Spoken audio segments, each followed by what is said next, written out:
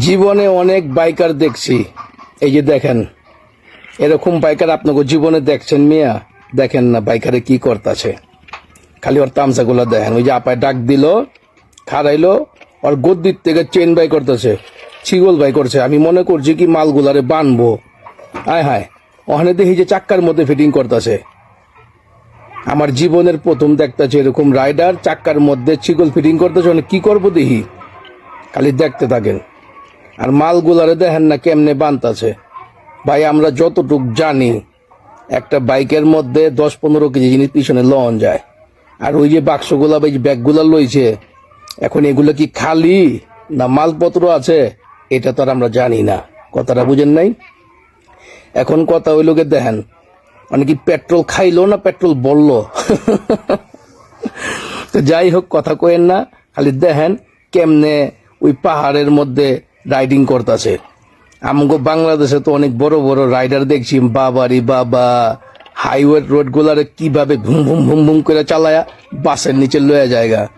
আর দেখেন এই চায়নার পোলাটা কি সুন্দর পাহাড়ের মধ্যে চালায়া চালায়া উঠতেছে। একটা জিনিস চিন্তা করে দেখেন ভাই, এটা যদি এখন আমগো কোনো বাংলাদেশের রাইডার হইতো ভাই, উঠতে পারতো, মনে হয় যে 3 পোল্টি খাইতো না।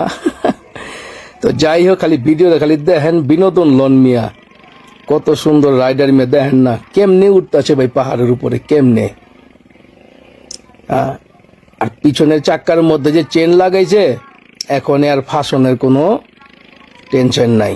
তবে জীবনে একটা জিনিস অভিজ্ঞতা হইল আর কি, শিক্ষা হইল। এরকম পরিস্থিতি কখনো আইব না, কিন্তু জিনিসটা জানা হইল, অভিজ্ঞতা হইল। কি কোন ভাই? কারণ এই পৃথিবীর মাটিতে শিক্ষার কখনো শেষ থাকে না। কি কোন আল্লাহর বান্দা, কথা রং না রাইট? শিক্ষার কখনো শেষ থাকে না।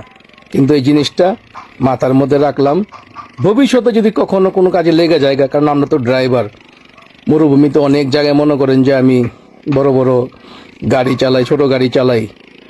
তো ওই চেনের ব্যবস্থাটা না পারলেও চেন দিয়ে কোনো কিছু করণ যাইব। কথা রং না রাইট ভাইজানরা? তো যাই হোক, দেখি শেষ পর্যন্ত কই যায়।